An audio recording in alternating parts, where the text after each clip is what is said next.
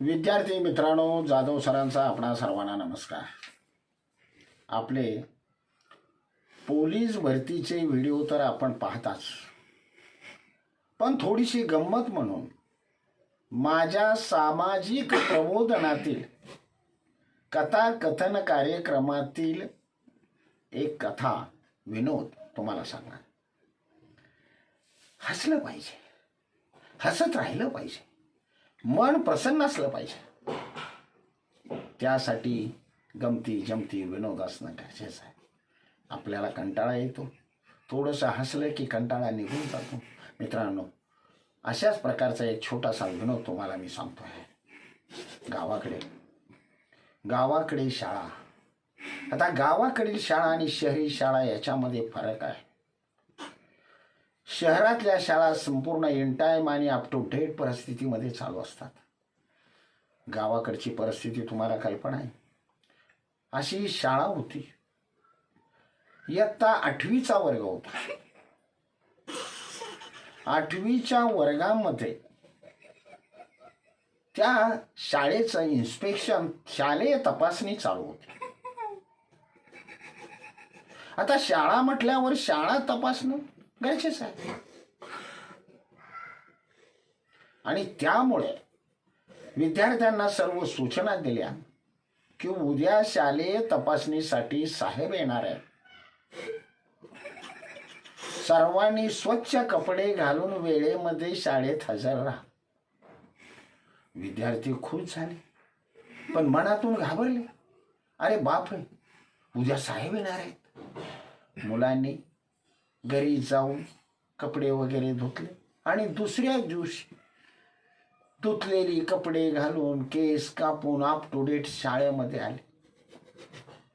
आता विद्यार्थी up to date आल्यामुळे शिक्षक सुद्धा तसेच येणार. शिक्षक सुद्धा स्वच्छ कपड्यामध्ये शाळेमध्ये हजर राहील. साहेब 9 वाजता येणार होते. शाळेचे मुख्याध्यापक सगळ्याच्या अगोदर शाळेत हजर, कारण प्रश्न विचारला तर त्यांनाच विचारला जातो. संपूर्ण शालेय प्रशासनाची जबाबदारी मुख्याध्यापकावर असते. त्यामुळे मुख्याध्यापक लवकरच हजर झाले होते आणि ते सगळं व्यवस्थित चालू करून साहेबाची वाट बघत बसले होते. तेवढ्यात सकाळी 9 वाजता साहेबांची गाडी गेटमध्ये शिरली. साहेब आले ही बातमी शिपायांच्या पर्यंत सगळ्यांना पोहोचले आणि सगळं वातावरण शांत झालं. सगळे शांततेने आपापले काम करत होते. प्रत्येक वर्गावर एक एक शिक्षक तावाने शिकवत होता. ओरडून विद्यार्थ्यांना शिकवत होता. साहेब ऑफिसमध्ये आले आणि शालेय चाचणी पाहण्यासाठी ते वर्गामध्ये फिरू लागले. मुलांनो, हे साहेब या 3रीच्या वर्गामध्ये आले. 3रीच्या वर्गामध्ये आल्यानंतर 8वीचा वर्ग होता. मोठी मुलं होती. 8वीच्या वर्गामध्ये आल्यानंतर त्या ठिकाणी इतिहासाचा तास चालू होता. इतिहासाचा तास चालू असताना फळ्यावर शिक्षक नेहमी विषयाचं नाव टाकतो आणि त्याप्रमाणे साहेबांनी आल्याबरोबर बघितलं इतिहास विषय चालू आहे. साहेब आल्याबरोबर मुलं उभी राहिली. सर्वांनी नमस्ते केलं आणि शिक्षक होते ते बाजूला जाऊन उभे राहिले. फळ्याजवळ साहेब उभे राहिले.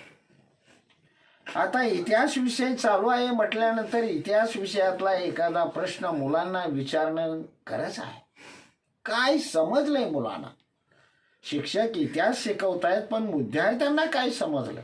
म्हणून साहेब चाचपणी करण्यासाठी एक प्रश्न विचारला. बाळांनो, मी आता एखादा प्रश्न तुम्हाला विचारतो, मला त्याचं उत्तर तुम्ही द्यायचं आहे. मित्रांनो, एक घरी बसलेलं मुलगा बारीक तोंड करून बसलेलं. मुलं घाबरतात हो. मुलांना प्रत्येक वाटायचं की मला प्रश्न विचारला तर काय उत्तर देऊ. साहेबांनी एका मुलांना प्रश्न विचारला, बाळा तू उभा राहा. तो 8वीतला विद्यार्थी कसा तरी उभा भीत उभा राहिला. उभा राहिल्याबरोबर तो अर्धा घाबरलेला होता. साहेबांचा आवाज खणखणीत होता. साहेबांनी मुलाला विचारलं, मला तू सांग, रावणाला कोणी मारले? रावणाला कोणी मारले हा प्रश्न ऐकल्याबरोबर मुलगा मोठ्यानं रडायला लागला. साहेब मला माफ करा, मी कुणालाही मारलं नाही. मी फार साहेब गरीब मुलगा. आमच्या घरी संध्याकाळी जेवण पण नसतं. मी कशाला रावणाला मारायला गेलोय? साहेब मला माफ करा, मी फार गरीब मुलगा. हे उत्तर ऐकून गुरुजी वर्गातच होते. ते धावत पळत साहेबांच्या जवळ आले. साहेब माफ करावं, फार गरीब मुलगा आहे. अहो त्याला जेवायला काय नसतं साहेब. अतिशय गरीब परिस्थितीमध्ये झोपडपट्टीमध्ये राहणारा मुलगा आहे. तो कशाला रावणाला मारायला जाईल? दररोज आमच्या नजरेत असतो. तो रावणाला त्यानं मारलं नाही. तुमची काहीतरी साहेब चूक भूल झाली असेल, त्यानं रावणाला मारले नाही. हा वर्गात गोंधळ चालू होता. ह्या गोंधळाचा आवाज मुख्याध्यापकाच्या ऑफिसमध्ये गेला. मुख्याध्यापक धावत पळत आले. वर्गात काय गोंधळ चाललाय? मुख्याध्यापक आल्याबरोबर त्यांच्या लक्षात आलं, मुलगा रडतोय. गुरुजी विनवण्या करतायत. मुख्याध्यापक साहेबाच्या समोर गेले. साहेब फार गरीब मुलगा. आमच्या शाळेमध्ये एवढाच गरीब मुलगा आहे. कधी त्यानं मुंगीला मारलं नाही साहेब. तो कशाला रावणाला मारायला जातोय? साहेब माफ करा, आमच्या वर्गात शिस्त फार असते. मुलगा कधी रावणाला मारायला जाणार नाही. मी त्याची ग्वाही देतो. तुम्ही त्याला साहेब माफ करा. दुसरं कुणीतरी मारला असेल रावणाला, यानं मारलं नाही. साहेब शांतपणे ऐकत होते. बाळांनो, साहेब निघून गेले.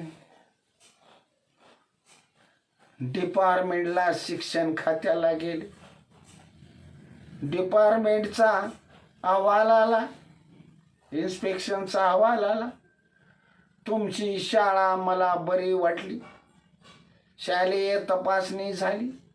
पण एवढंच आम्हाला पाठवा की रावणाला कोणी मारलं त्याचं उत्तर आम्हाला पाठवा. नाव लवकर पाठवून द्या.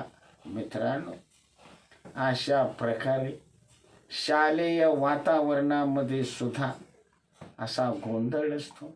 मराठीत एक म्हण आहे, घर येड पोर पिस जावई मिळ ते बी तस. सगळेच तसे. पोरग तसं, त्याचे वर्ग शिक्षक तसे, हेडमास्तर त्याच्या पुढचे, आणि डिपार्टमेंट आणखी त्याच्या पुढचं. मित्रांनो, गोष्टीच्या विनोदाच्या माध्यमातून तुम्हाला समजलं असेल काय म्हणायचंय. आता आपण थांबूया. जय हिंद, जय महाराष्ट्र.